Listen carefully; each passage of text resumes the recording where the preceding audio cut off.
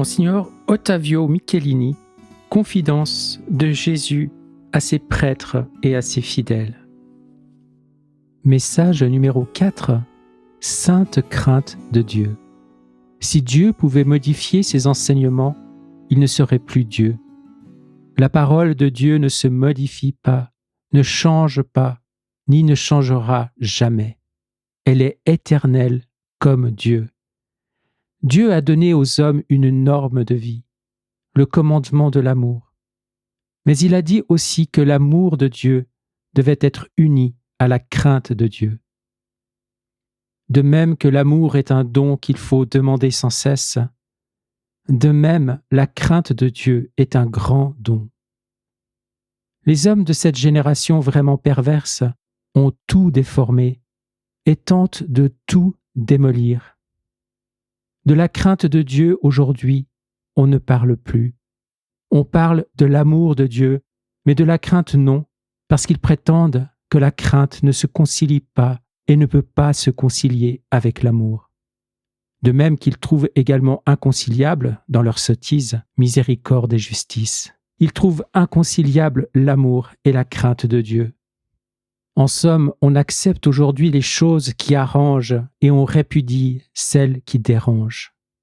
C'est là l'absurde attitude que pasteurs, prêtres et chrétiens ont adoptée à l'égard de Dieu. Et dans cette absurde attitude, on voit l'embûche de l'ennemi qui se promet de démolir Dieu dans les âmes en se servant de la sottise des hommes, de démolir l'édifice de l'Église en la désagrégeant pierre par pierre. Qui parle encore de la crainte de Dieu? Qui parle encore de la justice divine? Qui parle encore de la présence de Satan dans le monde, lequel, avec ses troupes rebelles, conduit la lutte contre Dieu et contre les hommes, trouvant malheureusement parmi ces derniers des collaborateurs, jusque dans les âmes consacrées, sans exclure des évêques. Dieu est terrible dans sa colère. Gare à ceux qui défient la colère de Dieu en se reposant sur l'idée commode qu'en Dieu il n'y a qu'amour et miséricorde. Beaucoup de damnés voudraient pouvoir revenir sur leurs pas pour réformer leurs idées, maintenant qu'ils voient et comprennent clairement l'astucieuse tromperie de Satan et sa féroce méchanceté. Il y a une volonté permissive qui explique très bien le dédain du Seigneur pour son peuple infidèle. Guerre, révolution, épidémie, tremblements de terre et autres innombrables calamités viennent du démon, mais sont permises par Dieu pour ses fins providentielles et sages. Les 70 ans d'esclavage à Babylone furent permis à cause du dédain que les nombreux péchés du peuple hébreu avaient provoqué. La destruction de Sodome et Gomorrhe ne vint pas de Dieu.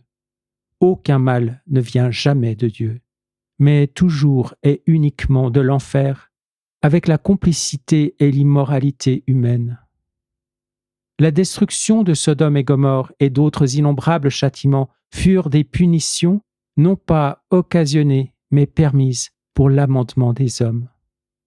Le déluge universel lui-même fut provoqué par l'enfer avec la complicité des hommes corrompus. Les hommes disent qu'ils ne craignent pas Dieu. Ceci est un terrible blasphème dont on peut prévoir les terrifiantes conséquences sur cette terre et au-delà de la vie terrestre, comme il advint dans les temps passés. Tant d'aveuglement, tant d'obscurcissement, parce que tant d'orgueil. Cet homme, moins qu'un ver rampant dans la boue et la poussière de la terre, qui à la durée d'un jour, enorgueilli de sa science et de sa technologie, ose défier le Créateur et Seigneur de l'univers. Jusques à quand, mon fils? Moi, je suis l'amour. L'amour ne peut permettre la ruine de l'humanité voulue par Satan. Je suis l'amour éternel et immuable. C'est pourquoi je ne peux vouloir la ruine éternelle des âmes. L'enfer sera vaincu. Mon Église sera régénérée.